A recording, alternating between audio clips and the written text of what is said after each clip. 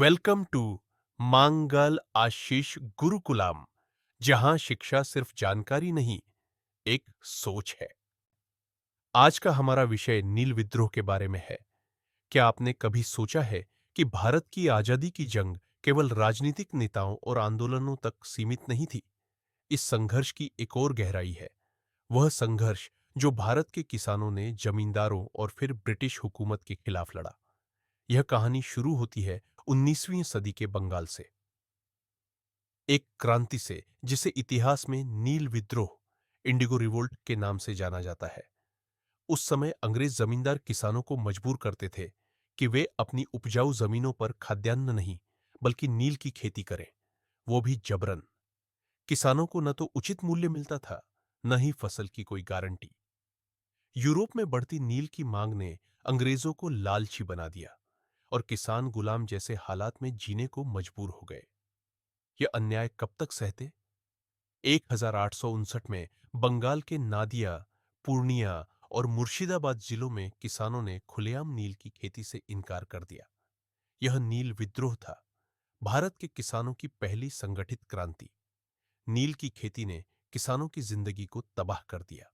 सबसे पहले, इस खेती में जमीन की उर्वरता खत्म हो जाती थी। अगली फसल के लिए खेत बेकार हो जाते। दूसरा, किसानों को अपनी इच्छा के विरुद्ध नील बोने पर मजबूर किया जाता और उन्हें इसके बदले नाममात्र पैसे दिए जाते। भोजन के लिए अनाज उगाना तो मानो एक सपना बन गया था। इतना ही नहीं, अंग्रेजों के एजेंट और कारिंदे किसानों के साथ मारपीट, धमकी और जबरदस्ती करते थे। यह न केवल आर्थिक शोषण था, बल्कि एक सामाजिक और मानसिक उत्पीड़न भी था। नील विद्रोह ने यह दिखा दिया था कि संगठित किसान आंदोलन से सत्ता को झुकाया जा सकता है। लेकिन बिहार के चंपारण जिले में वही अन्याय एक बार फिर सिर उठा चुका था, लगभग आधी सदी बाद।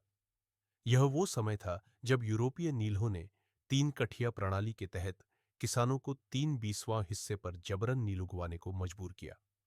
1917 में मोहनदास करमचंद गांधी, जिन्हें एक स्थानीय किसान राजकुमार शुक्ल ने विनती करके बुलाया, चंपारण आए। उनके साथ ब्रजकिशोर प्रसाद, डॉ राजेंद्र प्रसाद, आचार्य कृपलानी और अनुग्रह नारायण सिन्हा जैसे साथी भी थे। गांधी ने गांव-गांव जाकर पीड़ित किसानों के बयान लिए और ब्रिटिश प्रशासन को किसानों की दशा से अवगत कराया। ब्रिटिश हुकूमत ने गांधी को आदेश दिया कि वह चंपारण छोड़ दे, लेकिन गांधी ने अहिंसक ढंग से आदेश मानने से इनकार कर दिया और सच्चे अर्थों में पहला सत्याग्रह शुरू किया। प्रशासन को झुकना पड़ा और अंततः एक जांच आयोग गठित हुआ। इस आयोग ने किसानों के पक्ष में निर्णय दिया, तीन कठिया प्रणाली समाप्त हुई और नील की जबरन खेती पर रोक लगी।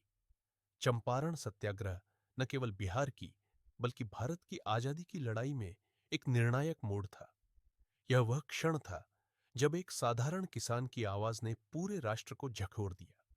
यह आंदोलन नील विद्रोह की ही एक सशक्त पुनरावृत्ति थी। बस इस बार नेतृत्व बापू ने किया। इन दो आंदोलनों ने दिखा दिया कि जब अन्याय के खिलाफ लोग एकजुट होते हैं, तो कोई सत्ता, कोई शासन ज्यादा दिनों तक टिका नहीं रह सकता।